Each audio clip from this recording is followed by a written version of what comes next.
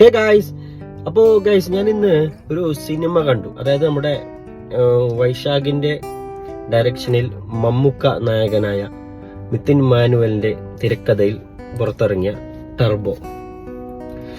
അപ്പൊ guys, turbo എന്ന് വെച്ചാല് നമുക്ക് സത്യം പറഞ്ഞ ഒരുപാട് റിവ്യൂ കണ്ടിട്ടുണ്ട്, കേട്ടിട്ടുണ്ട്. അപ്പൊ ഇതിലൊക്കെ പറയുന്നത് ടർബോ എന്ന് വെച്ചാൽ ഒരു ഇടിപ്പടമാണ്. സത്യം പറഞ്ഞാൽ ഇടിപ്പടം തന്നെയാണ്.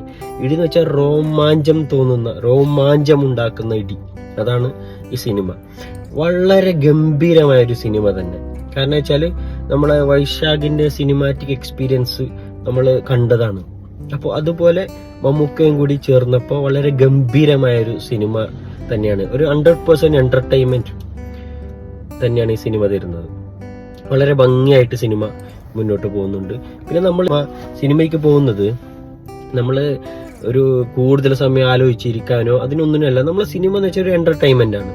നമ്മളൊരു 2.5 മണിക്കൂർ നമുക്കൊരു എന്റർടൈൻമെന്റിന് വേണ്ടിയിട്ടാണ് സിനിമ കാണാൻ പോകുന്നത് കൂടുതൽ ആൾക്കാരും.